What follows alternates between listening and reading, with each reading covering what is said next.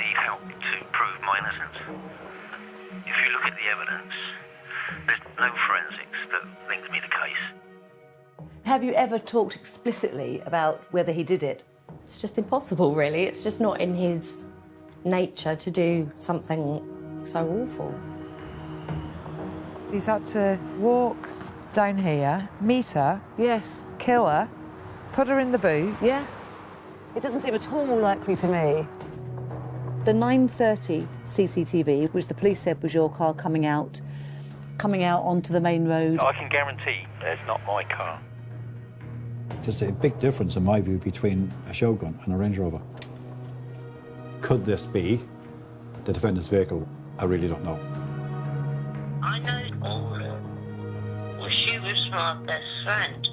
So what did she tell you about this other man? She was definitely worried about something. Something was wrong and I could feel it. I just tell you one more time, if there is something which is significantly different to what you've told me, that I would have real difficulty with carrying on with your case. I did not murder Paula.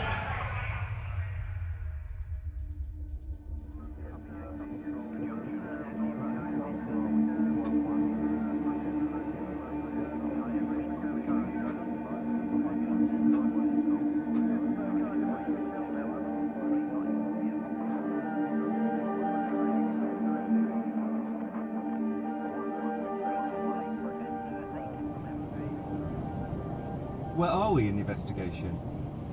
The prosecution say the CCTV evidence put Roger Kearney near the scene of the crime. There is still, however, an image of an unidentifiable 4x4 car, which Roger says is his. If true, that could actually support his alibi. Secondly, a friend of Paula's, a very good long-standing friend of hers, is adamant that Paula was having a relationship with somebody other than Roger Kearney at the same time, and importantly, that Paula was really scared of this man. I don't know how reliable that witness was. She didn't say anything like this at the time of the trial, and I haven't found anyone else who says that Paula was having another secret relationship. So it's not proof, it's just hearsay. What I've got to go and do now, I think, is look at some of the other significant evidence in the case. I want to look at the way Roger behaved in the days after Paula went missing. Mrs. Paulson's car was found 11 days after she'd disappeared. The court heard there was no forensic evidence, no blood, no hair, no fingerprints linking Mr. Kearney with the murder, and nobody saw him murder Mrs. Paulson. It wasn't long before police discovered she'd been having an affair. They interviewed Mr. Kearney. On several occasions in that interview, he referred to her in the past tense. And after she disappeared, his calls to her mobile phone soon ended. What's happening today? Roger's about to call me. I want to ask him particularly about his contact with Paula when she was missing. He didn't text her to say, "Where are you? Are you all right?" You know, she was missing for 11 days and yet no text from him asking where she was. So I want to ask him about that. And the second thing I want to ask him about is how he referred to Paula during the police interviews, because he kept referring to her in the past tense. And again, this is just at the time before her body was actually found, which suggests he knows she's dead already. So I want to ask him about that.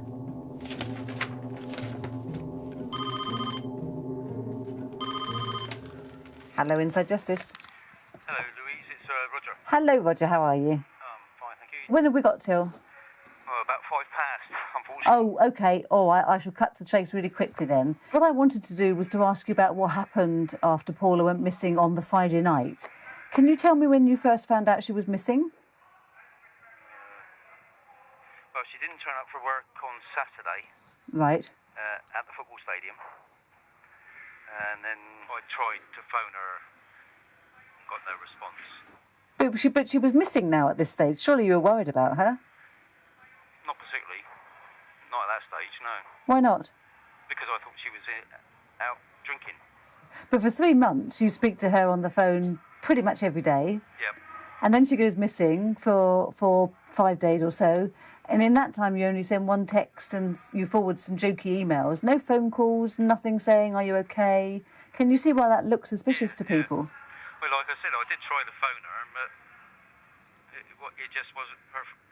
I don't know whether her phone was not working or, well, obviously it wasn't working, but I didn't know whether she'd lost her phone or what. No, but then why not send her another message? You don't call her or send her a message again, even after a whole week. I mean, she wasn't found for 11 days, was she? I know. So you were intimate and close with her. You say you cared about her, and yet even after a week, you weren't sending her any messages or trying to make any contact, just saying, are you all right? Everybody's worried here. That is odd. That is very strange. You think so? Well, I was annoyed with her for getting me involved. When the police turned up and said she was missing, I was angry with her because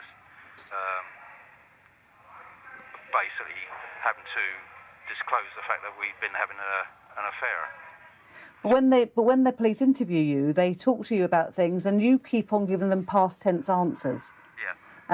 And I've been through all that interview, and you keep saying things like you say, I used to see her down the gym. I know she was quite keen on the two of us. I think she wanted me to move in. I did like Paula. I did like Paula a lot. You're not saying, I think she's a great woman. I like her now. It's all past tense. Yeah. Why did you do that? Nobody thought she was dead at that stage, apparently from you in these interviews. Well, yeah, I'm not sure what the questions were. I've got the questions. Yeah. I thought you would say to me, I don't know how it was put to me. They say to you, tell me about Paula. And what you know about her. Right. Tell me everything you know.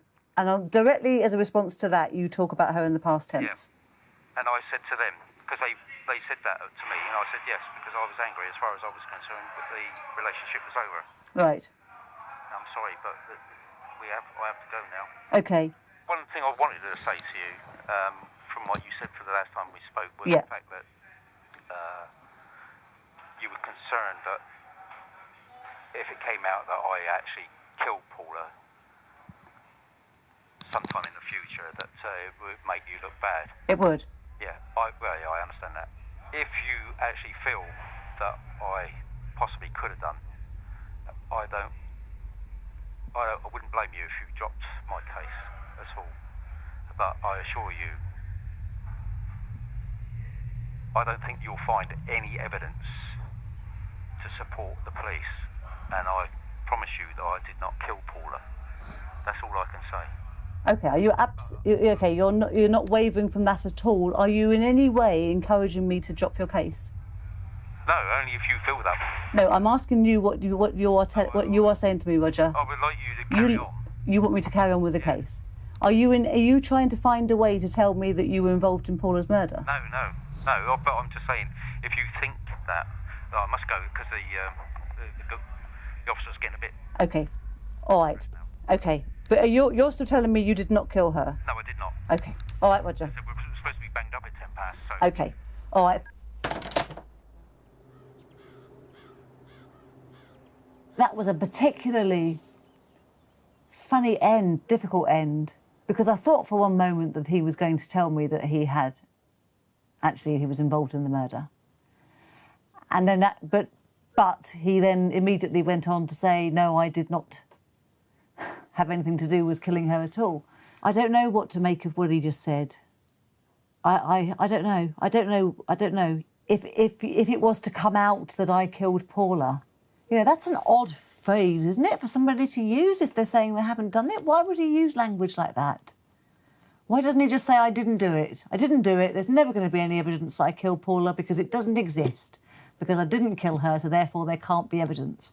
That I'd understand, that I can relate to. That's, a nice, clear way of talking. So, but he doesn't, does he? He sort of dances around things in a way that I find unsettling.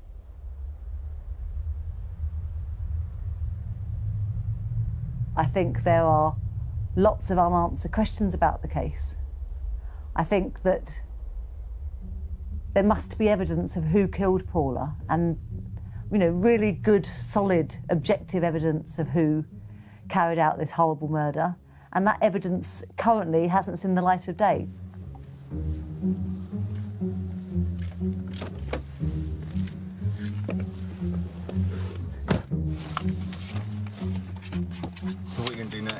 Now we're going to go and look at some of the forensic elements of the case, because for me there's some aspects to it that just don't add up. The prosecution say that he got into the car next to her and stabbed her repeatedly while she was sitting in the driver's seat. But when I look at the crime scene photos, there's hardly any blood on the front seats, which is where they said she was killed. I just don't understand how you could be stabbed 7 times and there be no blood or very little blood left in the front of the car. So I need to understand that. And in the boot of the car, there's a strange thing. There's a pool of blood found on a travel rug. And that doesn't fit with how her body was found. So I think I need some information on what the post-mortem report can tell us about the murder.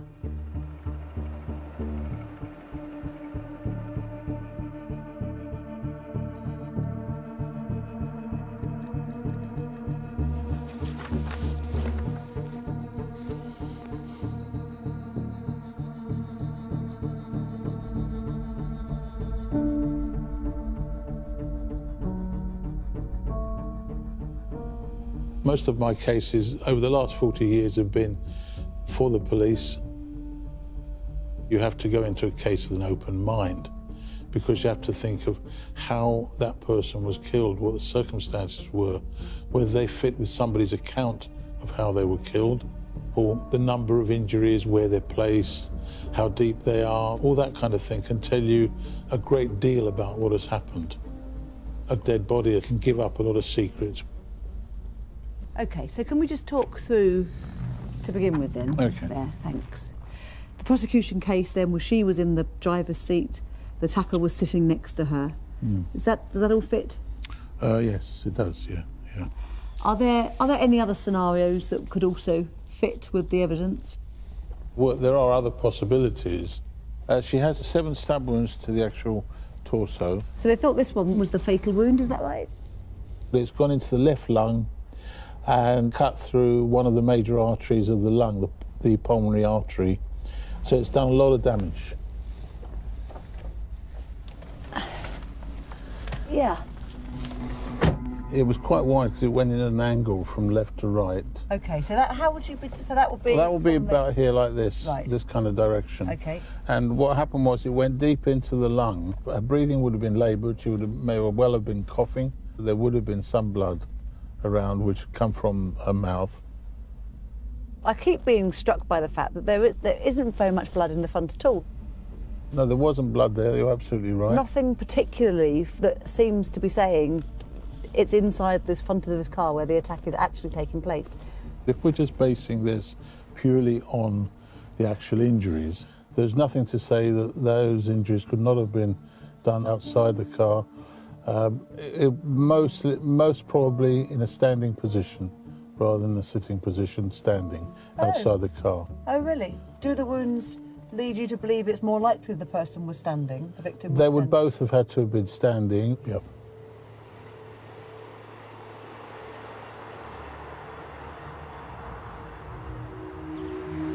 The prosecution have always said that he got into her car and stabbed her repeatedly while sitting in the front seat. But our pathologist said that actually both the attacker and the victim might have been standing during the murder. That could only happen outside the car.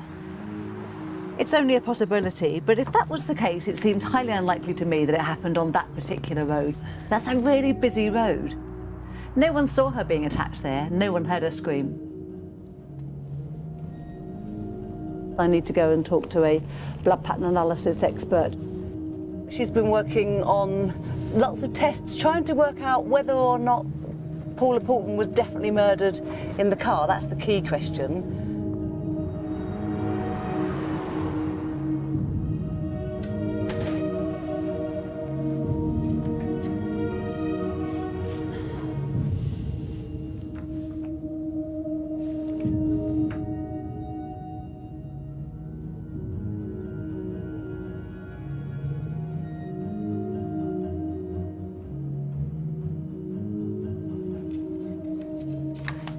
Of bloodstains allows us to interpret and to define how that blood came to be at a crime scene.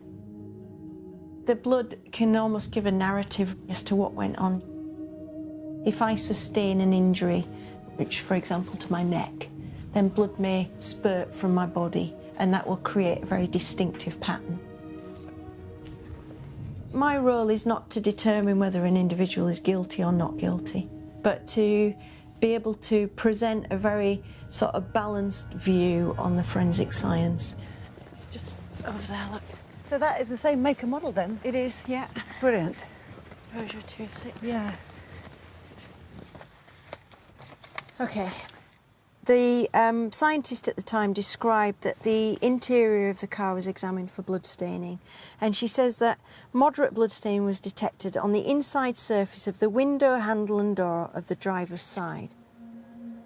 Small areas of blood staining were found on the driver's seat, the indicator, the steering wheel. So it seems to me, looking at the photographs on where the blood is, there doesn't seem to be an awful lot of it apart from those bits that you've That's mentioned. right. Is that surprising? Not to me, really. The absence of heavy blood staining, let's say, doesn't mean that she wasn't attacked here. Okay. Because she was wearing very heavy clothing, she had multiple layers of clothing, so it's entirely possible that she could have sustained those injuries without enormous bloodshed. Okay, so do you think she was killed in the front of the car? Not necessarily. None of it is described as being spatter. Right. So it's indicative, really, of there being sort of contact blood staining throughout. Small areas of blood staining were found on the driver's seat, the indicator, the steering wheel, the bottom edge of the gear stick, the dashboard on the passenger side, and the outside lower edge of the glove box. These are all surfaces that one would naturally touch if kind of, you know, moving around in the car. Or driving it. Or driving it. Precisely. So is the fact that blood was found on the steering wheel suggestive that somebody wet with blood has driven the car? It could be. Is that likely then, do you think, to be the attacker? It could very well be. It's certainly something that should be considered, and it's something that we can't entirely exclude. What about the blood on the travel rug that's in the boot? Have you got any thoughts on that? I've got a photograph. So it'll just give us a kind of representation of items as they were in the boot. Yeah. And her position was kind of on her left. Yes, laying fetal. In a fetal sort of position in the boot.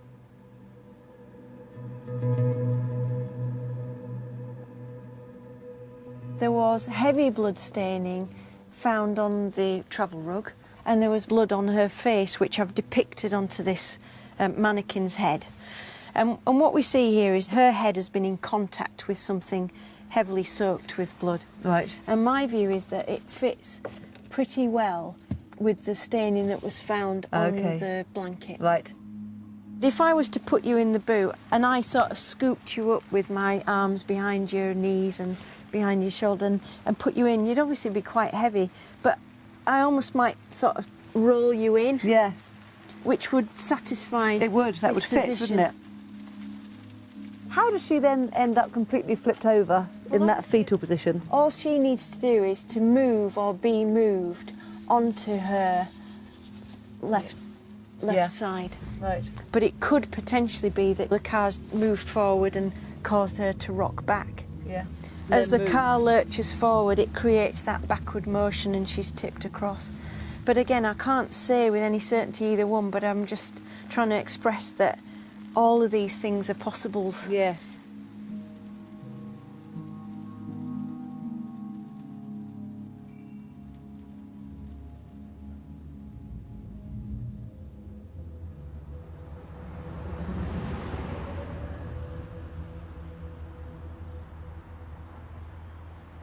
Well, the prosecution have always said the murder took place here, immediately after she went missing. But now we have two scientists who say that actually things could be quite different. The pathologist says that she could have been killed while she was standing up outside the car.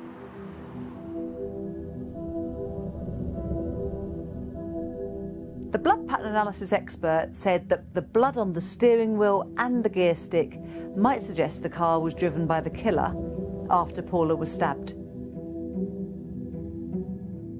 So the question is, does all this forensic evidence mean that she was killed somewhere else?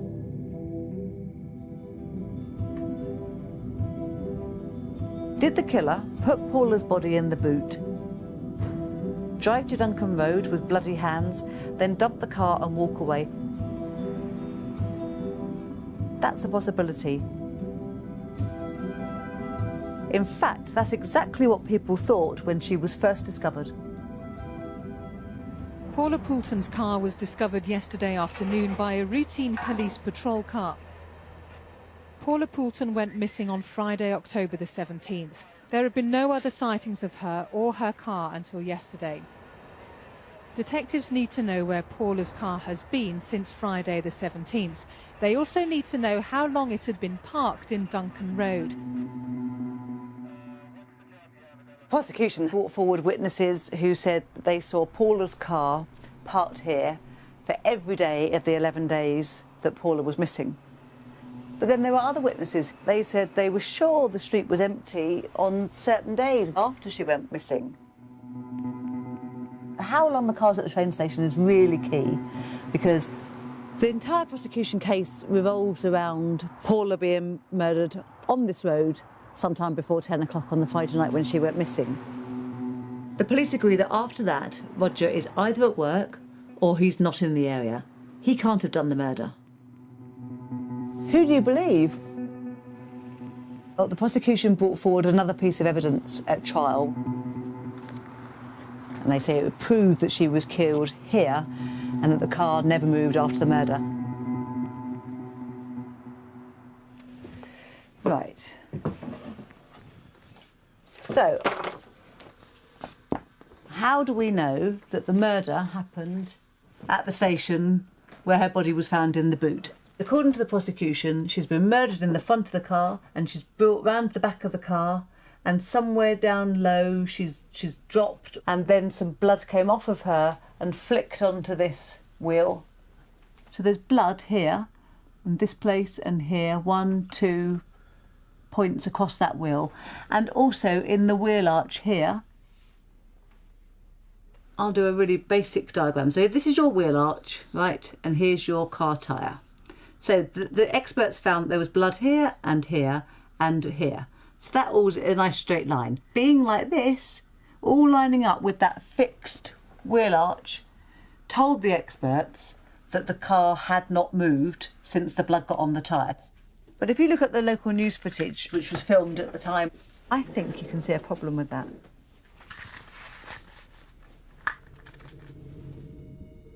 Paula Poulton's black Peugeot car, her body apparently discovered in the boot, has been hidden by a white forensic tent. Now the black Peugeot is on the point of being taken away. Forensic officers have been conducting one last search of the immediate area before this road is finally reopened. The car had been put on the tow truck, and once it was up on that tow truck, that's when the experts spotted that there was blood on this tyre. The recovery truck guys said the handbrake was on, the wheels did not turn, they merely slid along the ground. I don't think what the recovery truck driver said about the wheels only sliding and not moving is right.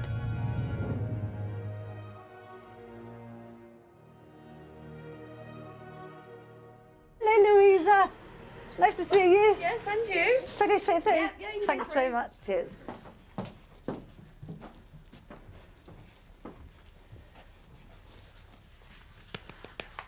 One particular area is all to do with whether or not Paula was killed at the scene, whether it all happened there at the station road, as the police have always said, and then immediately put in the boot and left there for the whole 11 days. And that made us, that sort of prompted us to look then at what the evidence was like on the wheel of the car, because it's the blood on the wheel that really totally nails it for everybody. Right, okay. That's all good evidence, and that all fits really well, providing the car wheel was in the same position on the road as when it was on the truck.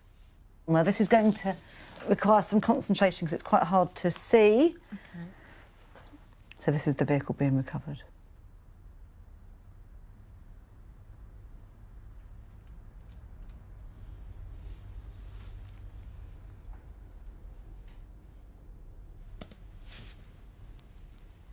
The wheel moved. Did I see that, or definitely moving?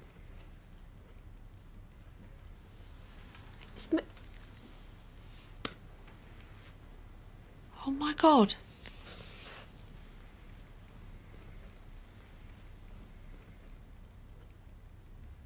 The wheel that we can see that's moving is the front wheel. Is that the one that had the blood? No, the one that had the blood on it is the rear wheel. If the rear But wheels... did the recovery guy say that none of the wheels moved? The recovery truck guy says the wheels, plural, weren't turning. The wheels, plural, therefore were dragged along the ground. And they were very certain about that. And they said, and they've in their statement, they talk about how there's no movement whatsoever. They're not being dragged. They're moving.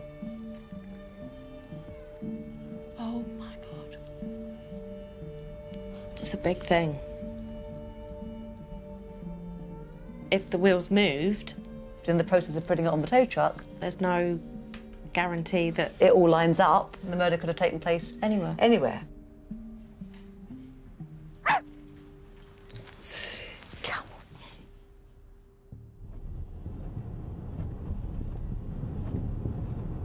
So this is potentially really important, but I've only seen the front wheels moving. And they said in court that the handbrake was on. So I need to go and do some tests. I've got to go and find out whether the back wheels would move too. I'm trying to find out, on a Peugeot 206, what happens when you've got the handbrake on to the wheels? What happens to the front wheels? OK. First of all, do they turn? Do they The front move? wheels will turn on that particular model, yes, because Okay. the handbrake operates for the rear wheels and the rear wheels only. OK, and for the back wheels, if the handbrake's on? The handbrake's on and the handbrake's efficiently and working correctly, the wheels will lock in a position and can't move with the handbrake being on. OK. What if the back of the vehicle is lifted to go onto a recovery vehicle? If you watch the vehicle, Yep. it will start to lift. So if we winch her up, what's going to start to happen? The vehicle will start to pull up. Yep. Pull up. I don't really want to pull it much further than sorry, that. can you do that again? What I want to know is, does this turn at all? We'll start pulling it, you know, and then it starts dragging. Right, and then it moved a tiny bit then, Yeah, didn't it? and then if it I was drop dragged. the suspension down, you'll see your sign there will go back to normal. So I've not actually rotated the wheel, Yeah. I'm pulling the suspension But it up, hasn't gone turning back exactly to normal, has it? Because that started off like that, didn't it? It did drag a little bit Started then, off though. straight and Yeah. then it dragged a little bit. Not much, but it Not did much, move a but bit. yeah. So, I mean, we go again. So it looks to me as if, now that we've done that, as if there is some movement with it. Of course there but will it be. comes back Pretty close. pretty close to it being in line. Yeah.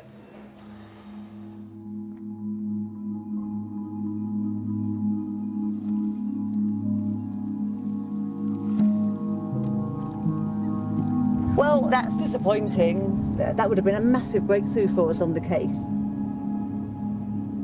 You know, there's already been a huge police investigation already, so to try and come up with something entirely new is really hard.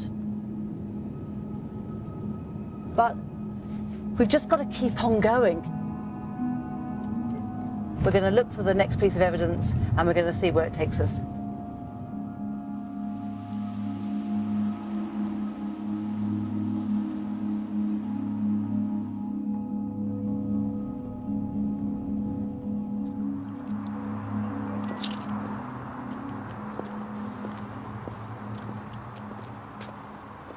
How interesting. I've had a text.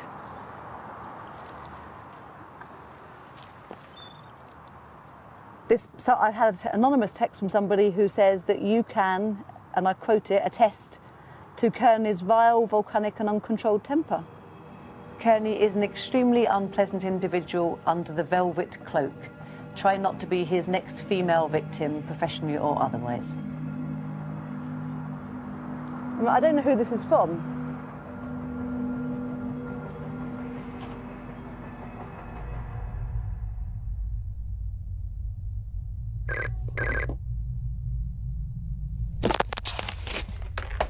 Hello. Hello, Louise, it's Roger. Hello, Roger. So I've been receiving texts from somebody anonymously, as they can attest to Kearney's vile, volcanic and uncontrolled temper. This is a very specific thing this texter is telling me. Anything, think hard, because if I hear it from them and I don't hear it from you, that's going to alarm me. Is there anything you think that they might tell me about that would explain why? I cannot imagine any situation the way that's suggested. Okay. You sure? Yeah. Let me tell you the last bit of it. Kearney is an extremely unpleasant individual under the velvet cloak. Try not to be his next female victim, professionally or otherwise. What do you think about that? What do I think about that? Yeah. I think it's a load of rubbish. The whole lot is a load of rubbish. Somebody obviously doesn't like me and is obviously trying to put a kibosh on the investigation. Why would they do that? Because they don't like me. The one with Paula wasn't the first affair, was it? I don't want you to name names, but you had an affair before that, hadn't you? No. No? No.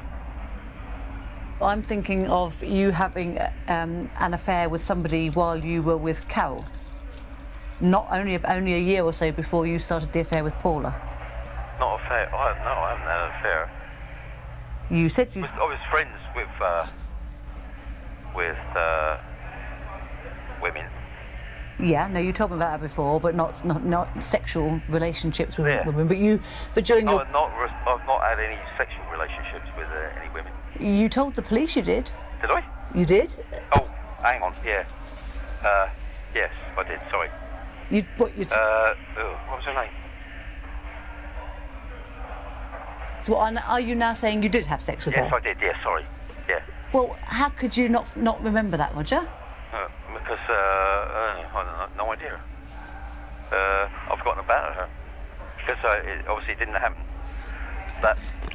It wasn't a relationship. It was like just a couple of times I saw her. Yeah, I've forgotten all about her. Blimey. Are there any issues about any temper or violence or anything that you are ashamed of that I'm going to hear from somebody else? No. Are you sure? Because you're answering me very quickly, just like you did when you said, no, I haven't had any other affairs. I'm not a brilliant man. I know I had 2 affairs. You might think badly of me for that, but I am not a violent person. You know, if you'd said to me, no, I haven't had any affairs, well, yeah, was that... and then I hadn't, no, just let me finish. If you'd said that to me, as you just have done, and then I found out from somebody else you'd had an affair, I would take a very dim view of that. Yep. Tell me now if there's anybody that I'm going to hear something bad from, and if you think of anything over the next few days while you're sitting in your cell on your own, then you need to be straight with me, because I'm going to hear it, I'm going to find it, I just need to know it from you, if you want me not to have a very bad view of it, whatever it is. No, I don't think you're going to find anything. I know you, because I'm not that sort of person. The reasons why people have affairs are none of my business, and, you know, I don't need to hear any justification why you did. All I'm interested in... I'm not trying to justify it. No, but all I'm interested in is whether or not you're being straight with me. It's horrible when you push somebody, and then then you sort of push a little bit, and then they finally start giving you something back. That really worries me. But I think, to be fair... I mean, I don't know why on earth he would have lied about that to me, knowing that he's already admitted it to the police. I mean, come on, he knows I've got the police interviews. So it's just an issue for me in terms of, is he trying to be clever about what he's telling me and what he's not? And is he trying to dupe me?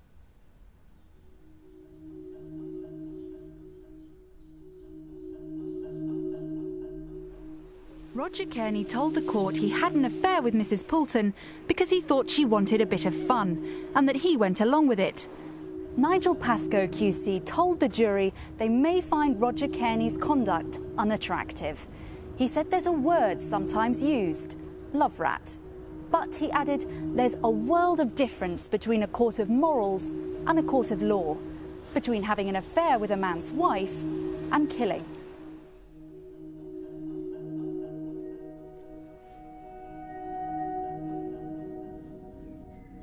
Are you worried that Roger might be lying to you? Oh, he could well be, absolutely. I mean, people have lied in the past, and they will again, I'm sure. If I find out that somebody has lied, then I would just drop the case immediately. That's the golden rule.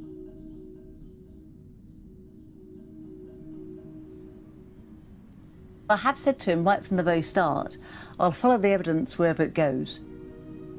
If that shows that he's innocent, good. If it shows that he's completely guilty, then so be it. You know, I'll follow the evidence. I'll keep going until I get to the truth. It's 8 months since 40-year-old Paula Poulton was found stabbed to death in the boot of her own car. Police divers search for clues to catch a killer, picking out items as small as cigarette lighters, hoping that clues lie hidden beneath these quiet waters. In particular, they're looking for Paula's car keys, her mobile phone and one of her flip-flops. It's strange that some crucial evidence was never ever found in this case. They never found her mobile phone, and they never even found the murder weapon. But the anonymous texter said that I will find out that Roger Kearney could have burnt evidence. He says in the text that it's a bonfire night that Roger Kearney went to, and the allegation is that Roger Kearney got rid of evidence in the white hot braziers at this bonfire night. I need to find the green space where the bonfire could have been held, and I need to find Pete the Trees. I have absolutely, literally no idea who Pete the Trees is. Can you tell me, I'm looking for somebody called Pete the Trees. I'll come down, I'll find out for you. Will you? So I don't know if you can help me, this is going to sound a bit odd. I'm trying to find somebody who's called Pete the Trees, who apparently is somewhere here on Stoneham Lanes. Outside Stoneham Lakes is a tree bloke. He cuts trees. Possibly to do with a fishing club or a diving club. Or you had the Christmas tree man. Right. That was my mate down the road, so. Okay. All right, well, I'll go check it out. Fish up there. Okay. Me and my mate fish up there. Okay. All right. All right, Thanks a lot. Cheers.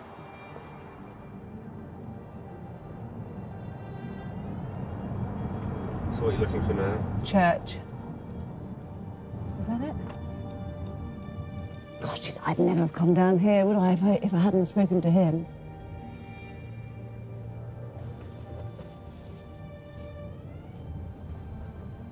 It's all making, you know, it all fits. Oh, here we go. Private. Warning, covert CCTV in operation. Private land. Oh, it's all private.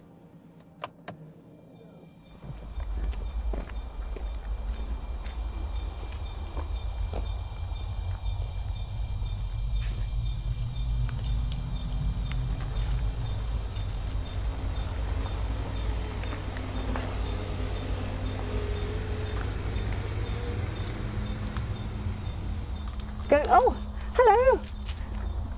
Are you by any chance Pete? Everybody seems to know me as Pete the Tree. You know, I just don't know why. I'm doing an investigation about a murder case. A woman was killed and she was found in the boot of her car. Was it near a railway station? Exactly. Swanwick. I remember that, yeah. Yeah. I remember that. I got an anonymous text who said, you should go and speak to Pete the Trees to see how easy it might have been to completely incinerate the missing physical evidence in the white hot braziers of his annual fishing club bonfire. The knife, you know, that was used in the murder. Well, I the would have found victims. that when I clear up. I would have found bits and pieces like that, anything metal. Strange because there's such a lot of detail in I it. can't see anything going on here because I'm here from when it starts till when the fire goes out. He was called Roger Kearney. Roger who? Kearney, or Kearney. So let me show you. I just need to do two things. I need to find a picture of him. I might know his face. Here he is. I don't recall seeing him at the barbecue. Has there ever been anybody acting strangely, suspiciously? Has anybody ever spoken about somebody who was a bit odd? No. All right. Hi. Thank you. Goodbye, then. I'm very pleased to meet you. Thank you. All right. Bye-bye. Bye-bye.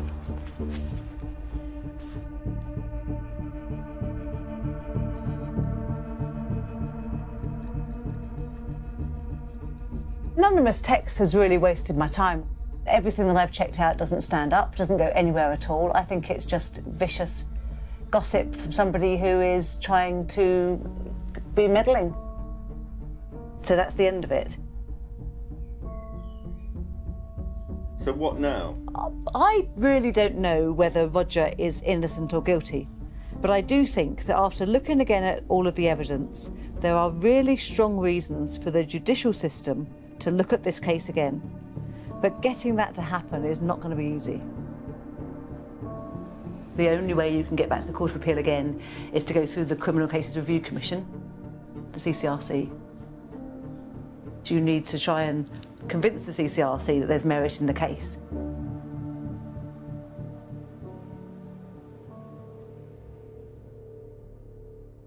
We've been referred to as a safety net, as the backstop, as the last opportunity, as it were, to get a case back to the Court of Appeal. The CCRC receives about 1,500 cases per year. We refer approximately 33 cases for a new appeal. The case has, of course, been through a jury of 12 people who have decided upon guilt. So inevitably, coming to the Commission, there has got to be new material. Now, that is a difficult hurdle to cross over. It is crucial that that occurs. The role of organisations such as charities is hugely important. However, they've got to present us with logical reasons for referring the case to the Court of Appeal. Well, if there is nothing new, then the Court of Appeal aren't going to change their decision. Courts don't like overturning convictions. It's difficult for them to do so. So you have to find something that's legally new.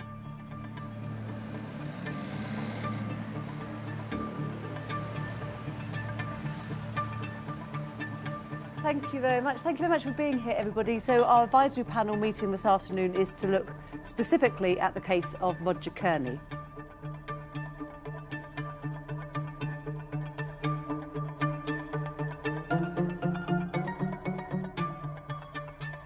It'd be really great if the main aim today is to go through the forensic evidence and to see what possibilities there are for us now in reviewing this case. If you see something on a photograph and you think, and something occurs to you of what could be done or might be done, can you just let me know? Definitely the tapings. I really like the tapings. I would have thought that it would be worth looking at those. This is the picture, by the way, of the tape-ins. So these tape-ins were taken for the purpose of looking for fibres. But obviously, if you stick a tape onto something and take it off, then You don't just pick up fibres with it, you'll pick up biological material, potentially. DNA? Yeah. There have been samples recovered from the back area of the knees of her trousers, under the arms of the coat, which are, you know, if I was going to lift someone into a car, I would put my arm behind the knees and around the shoulders and try and get them in there. So that seems to me a very proper place to look. So that DNA from the perpetrator is actually still happily sitting on those tapings. whatever was on there will be on those tapes. The carrier bag. We wanted to have another look at that. This is the carrier bag then, which was found in the boot underneath the victim's body. She'd been shopping at Tesco's, we know, just before she disappeared. Tracy, can you talk us through, you've done some work on this, haven't you? Talk us through what you found. It's wet blood deposited on, and we think that there's some sort of detail in there that's from a male. I think it would be worth finding out who that male was. Detail in Area 5, which is the one that you were discussing, was formed through a combination of wet blood on the hand and hand into wet blood already on the carrier bag. So it's a deposition of blood from the hand. A blood-stained hand, which is then put That's onto the their surface. opinion, yes. They were able to say definitively not Roger Kearney's. There's a finger mark on there that's from somebody else. Does that potentially tell us who the person is? If it's wet blood on somebody's finger and that's been placed on the bag, that's somebody that's interacted with the bag after the victim's been injured. I don't suppose any Y chromosome testing has been done, which would be important to try and pick up any male contact. Could that be done in 2008? That's when this... They was that wouldn't- being they done? wouldn't, No, they weren't doing it. So that's They wouldn't something new. have done it. They're only just starting to do it now. So that would certainly be worth looking at. That is a priority. The Tesco carrier bag is number 1. Number 2? Tapings. Tapings, all the body tapings. All those body tapings.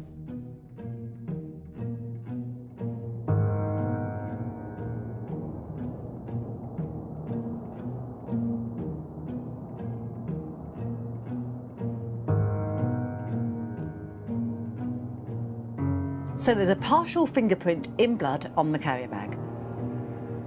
The carrier bag that was bought by the victim not long before the last known minutes of her life. So we could have a murderer with blood on their hands who's touched that bag. And now we have the technology to identify that person. So what I want to do now is to find out whether Roger wants that work done or if he's going to start coming up with excuses. It's a final test really for him. So I need to find out whether he's willing to pay a lab to do this work. Then I'll find out whether or not he wants the truth to come out. If he doesn't, for me, that's the end of it.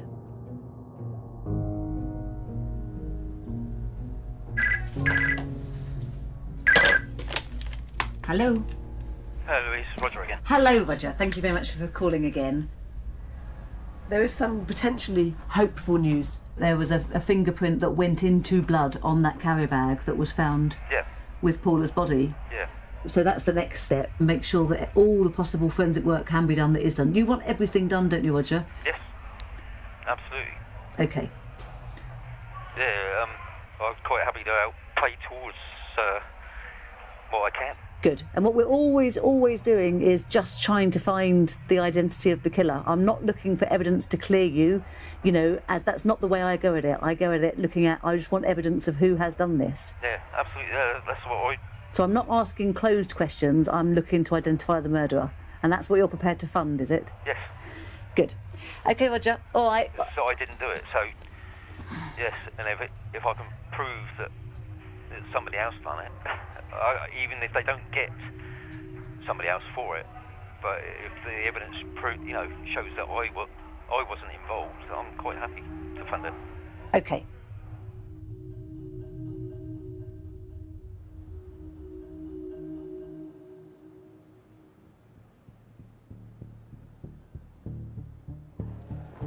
Hello, Anne. Nice to see you again. Thank you so much for coming up. It's a pleasure.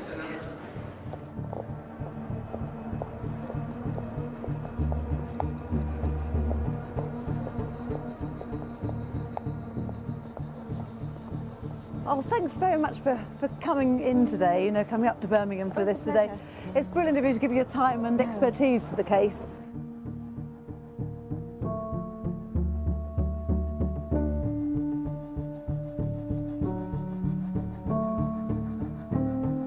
Good luck. Yes. Hope you find your answers. Thank you. Thank you. Speak to later. Thanks very much. Bye-bye. It is a cold day in Birmingham, but it's an exciting day because we've finally got access to the forensic files from the time. Is there enough material left to find out categorically whether or not Roger Kern is the murderer or not?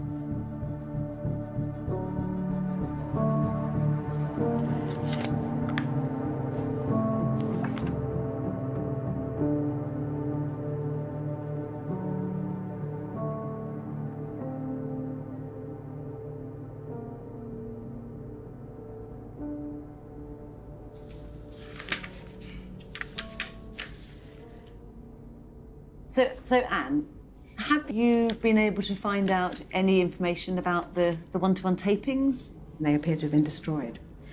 Unfortunately, they've been destroyed. So those original tapings, the one that that we were sort of calling the eyewitness, if you like, the Yes. person who actually Yes. actually put the... They've been destroyed. They seem to have been destroyed, yes. Is that categorical? Is that absolutely definite that As far they've as gone? I've been able to establish, yes, it is. And that's something you've learnt today? Yes, it is, yes. It doesn't look as though we will have access to those. And in a murder case? They've definitely gone. Who owns those? Well, they're police exhibits. Maybe the police can give a fuller answer or an explanation, but... But then don't the police retain them? I'm afraid I can't answer that. Well, but this is a murder case, though. Why would exhibits have been destroyed? Well, I've no idea what the police policy is on exhibits. Do we know what's happened to the carrier bag? No. But presumably that would be a police exhibit too? Yes, yes. As would the clothing, everything. The handbag, the car tapings. They would all be police exhibits. So we could be in a position where all of those key exhibits are no longer in that existence. would hold the answer to who the murderer is have been destroyed? Yes, yes.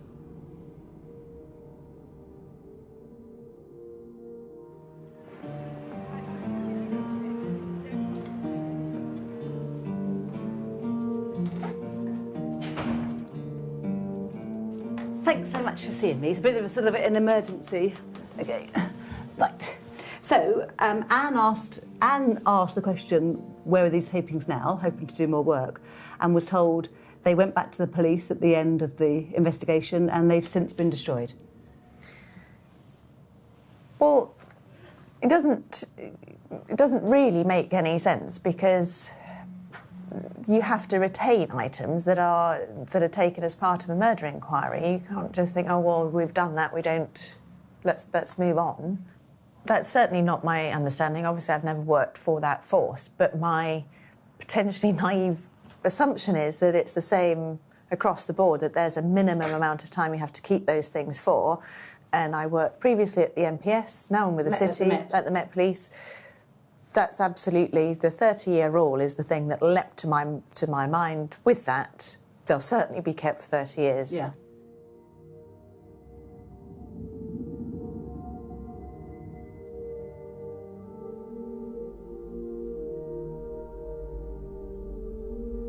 Everybody I spoke to was really surprised that this had been destroyed.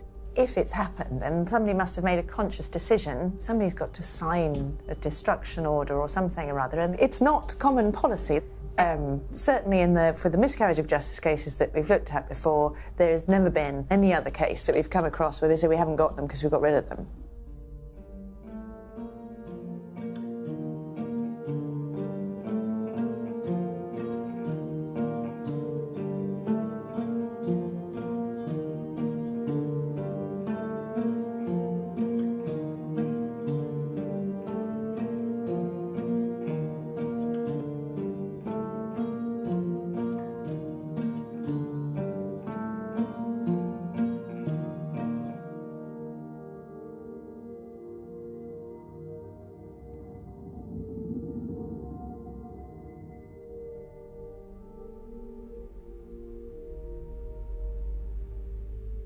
In order for the CCRC to effectively carry out a full review, it's clearly very important that material is retained. Somebody convicted of murder in the Crown Court, I would expect the material to be around for at least as long as that person is in custody. Now, if material does not exist, there's nothing we can do. We can't invent the material. We can't come to conclusions that is not based upon evidence. If the material has been destroyed for whatever reason, whether by mistake, deliberate or not, it doesn't matter. But if the material simply isn't there, then it is impossible to carry out an effective review.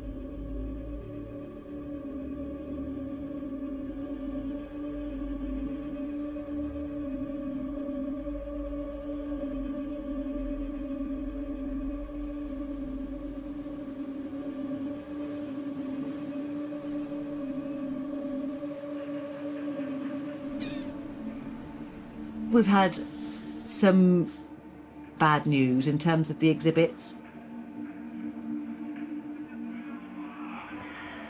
Yeah. We know that some evidence was sent back to the police, and we know that they've destroyed some things, which is pretty devastating.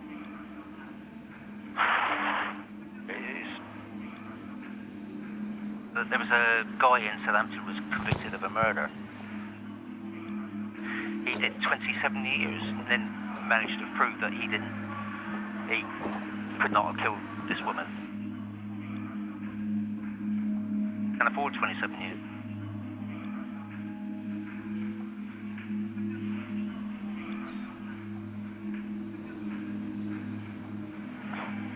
I go to my deathbed saying the same.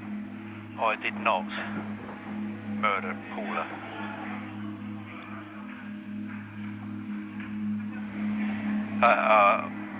I will deny ever doing it. I didn't do it.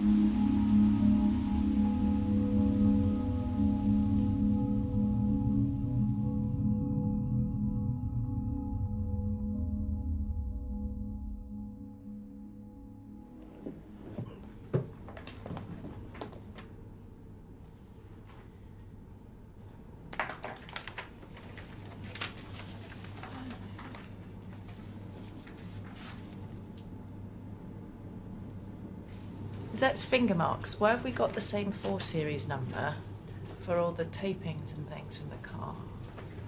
I don't know.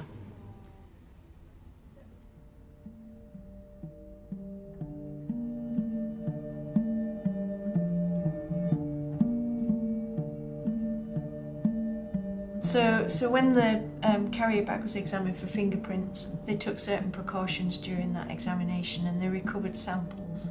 So what do we know about where the sample was last known to be? Well, our last record of that sample is it was stored in a freezer within the Forensic Science Service.